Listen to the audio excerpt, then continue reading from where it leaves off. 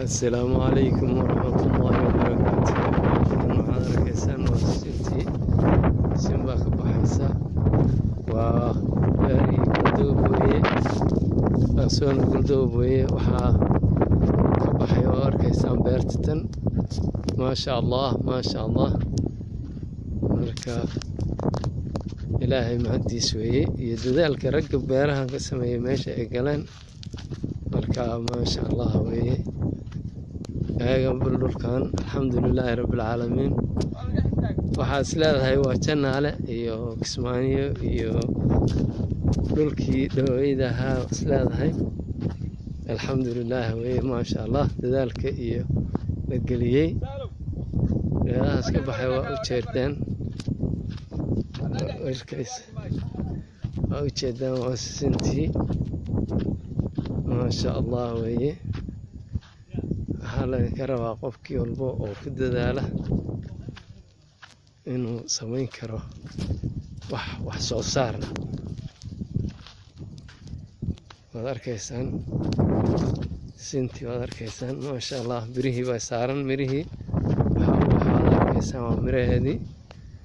insha Allah mar dhow way soo go'aysaa geedaheeda intii la leegihiin waad arkaysaan maasha Allah taas wax yar maahan wax dhowr geedo meel lagu beeray maahan waa arkaysaan intaasaan dhex soconnaa waxay ka badan tahay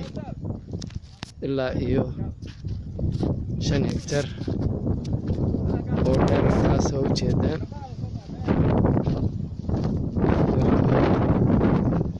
waad arkaysaan ilaa halkaas indhihiinu intay qabtaan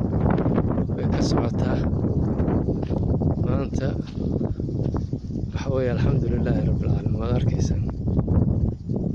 ku dadaala marka qof walba wax geliya maalgeliya waa laga helaa dhulkii hadda waxaa laga yaabaa markii ugu horreysay oo tabacay inay ku baxdo waa arkaysaan mirihii waa u jeedaan mirihii oo saaran tahay waa sisintii laga sameynayay saliidda macsarada ninkii yaqaana waa yaqaanaa sisin baa la yidhaahdaa sinta marka waa geedahan kale waa u jeedaan geedahaas waxa meesha ka baxay rag baa ku beeray maaha geed iskiis isaga baxay marka waxaad ku dadaashaan qofkii wax samayn kara ama ku samayn kara maalgelin inay ka soo bixi karaan carrada galdoog maasha Allah ka ajirsiiyo ragga beeray shaqadan qabtay ayagana waxay u tahay soo saar iyo dhaqaale laakiin waxaan lagu dadaalin waxba kama soo baxaan waad arkaysaan maasha Allah wixii kale oo beeraha qaybaheeda kalena waa idiin soo gudbin doonaa qaybtii sisinta waad arkaysaan ilaa geedahaas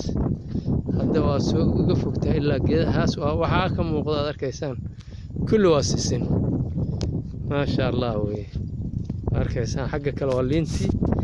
bal hadda liinta xaggeedana waa tegi doonaa. Assalaamu calaykum waraxmatullaahi.